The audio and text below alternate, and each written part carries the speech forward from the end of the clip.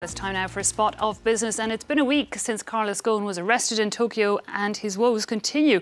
Our business editor Yuka Royer is in studio to tell us more. Yuka, Ghosn likely to be told to go by Mitsubishi this Monday. Well, if Mitsubishi Motors, the third member of the Auto Alliance, is having a board meeting right now, Carlos Ghosn is expected to be dismissed from his role as its chairman following his ouster from Nissan's board last week. Carlos Ghosn's arrest has shaken the world's biggest auto alliance involving Renault, Nissan and Mitsubishi, and a power struggle between the big two is looming on the horizon. Peter O'Brien reports. Nissan will become the once revered tycoon starts his second week in detention, though he's yet to be formally charged. Arrested last Monday, Carlos Ghosn denies accusations of undeclared income worth around €40 million, which Japanese media say was arranged to be paid out after his retirement. Meanwhile, Nissan has accused him of a slew of other acts of misconduct. France's finance minister has said it's in everyone's interests to keep the Renault-Nissan-Mitsubishi alliance together, despite the scandal surrounding its chairman. Bruno Le Maire dismissed talk of a coup to prevent Ghosn merging Nissan with Renault. I want the alliance to be strengthened in a way that accounts for the stakes held by both sides today. I agreed with my Japanese counterpart that it's best if the stakes stay the same and the way it's governed doesn't change. Renault is the dominant partner in the consortium, with a 43% stake in Nissan, but the Japanese firm makes more sales. The French car maker, 15% owned by France, is keeping Carlos Ghosn as CEO and chairman for now. Alliance executives are meeting in Amsterdam this week to protect their operations from the fallout of the scandal. Now, shares of Mitsubishi jumped more than 3.5% this Monday ahead of that board meeting. Nissan is also up, though both Nissan and Mitsubishi are still down compared to their prices before Carlos Ghosn's arrest. Overall, Asian markets have mostly been trading in positive territory this Monday, with the Nikkei closing up 0.75 percentage point. Shanghai Composite, though, down 0.14% as investors sold stocks over trade concerns.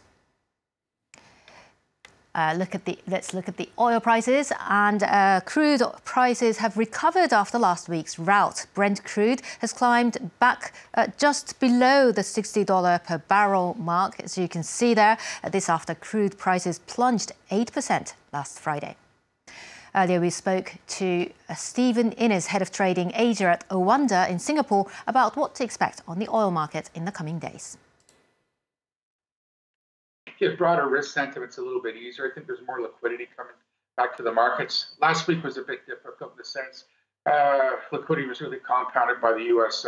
Thanksgiving holiday, everybody taking the week off, so to speak, in the U.S. markets. And risk sentiment a little bit better, oil's trading a little bit higher, but I think we still have a pretty big hurdle here. However, people are remaining quite optimistic that perhaps OPEC might come to some sort of an agreement to cut production, and I think that might level out the playing field a little bit, but still a tricky trade right now.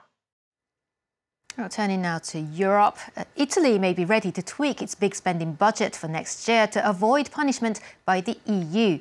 According to Italian media, Deputy Prime Minister Matteo Salvini suggested on Sunday that the country's deficit target of 2.4% of GDP next year was not untouchable.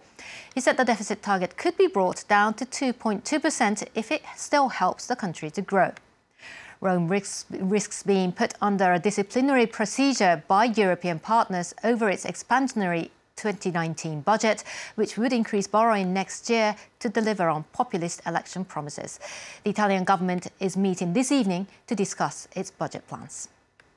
And finally from me, durian, the stinky tropical fruit, is set to become Malaysia's next major export.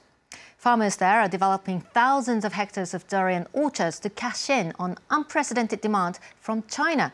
The government is encouraging large-scale farming of the fruit, counting on a 50% jump in exports by 2030. Durian is becoming so popular in China that they're used even in pizzas, butter and chicken soup. When you taste it, it has a fresh and sweet flavour that makes you feel like you have arrived in the tropics. Sales are high. Normally we get through around 20 to 25 kilograms of durian every month. It's very popular.